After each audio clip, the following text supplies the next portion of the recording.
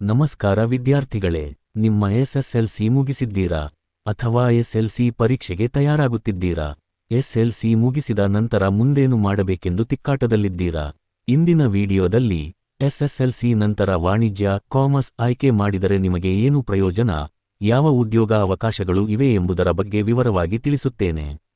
ವಾಣಿಜ್ಯವೆಂದರೆ ಖರೀದಿ, ಮಾರಾಟ, ಹಣಕಾಸು, ಹೂಡಿಕೆ ಮತ್ತು ವ್ಯವಹಾರಗಳ ಅಧ್ಯಯನ.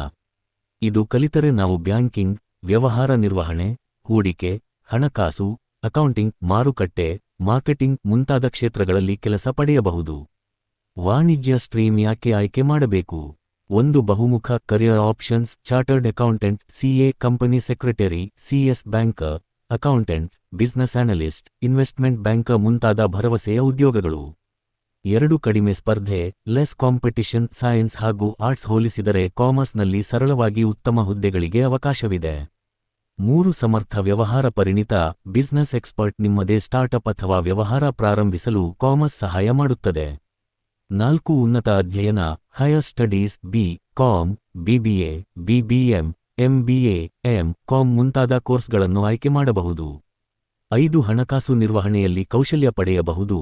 ಫೈನಾನ್ಷಿಯಲ್ ಮ್ಯಾನೇಜ್ಮೆಂಟ್ ಸ್ಕಿಲ್ಸ್, ಹಣ ಉಳಿಸುವುದು, ಹೂಡಿಕೆ ಮಾಡುವುದು, ವ್ಯವಹಾರ ಬೆಳೆಸುವುದು ಕಲಿಯಬಹುದು. ಕಾಮರ್ಸ್ನಲ್ಲಿ ಯಾವ ವಿಷಯಗಳಿವೆ?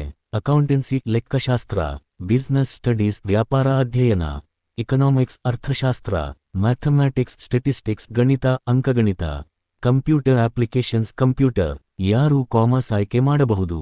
ಸಂಖ್ಯಾಶಾಸ್ತ್ರ, ನಂಬರ್ಸ್ ಇಷ್ಟಪಡುವವರು; ವ್ಯವಹಾರ ಮತ್ತು ಹಣಕಾಸು, ಬಿಸ್ನೆಸ್ ಮತ್ತು ಫೈನಾನ್ಸ್ ಬಗ್ಗೆ ಆಸಕ್ತಿ ಹೊಂದಿರುವವರು; ಲೆಕ್ಕಶಾಸ್ತ್ರ, ಅಕೌಂಟಿಂಗ್ ಕಲಿಯಲು ಇಚ್ಛೆ ಹೊಂದಿರುವವರು; ಉದ್ಯಮಶೀಲ ಮನೋಭಾವ ಹೊಂದಿರುವವರು. ಮುಂದಿನ ಹೆಜ್ಜೆ, ನೆಕ್ಸ್ಟ್ ಸ್ಟೆಪ್ಸ್. ಎಸ್ಎಸ್ಎಲ್ಸಿ ನಂತರ ಕಾಮರ್ಸ್ ಸ್ಟ್ರೀಮ್ ಆಯ್ಕೆ ಮಾಡುವುದು ಭವಿಷ್ಯದ ದೃಷ್ಟಿಯಿಂದ ಒಳ್ಳೆಯ ಆಯ್ಕೆಯಾಗಿದೆ.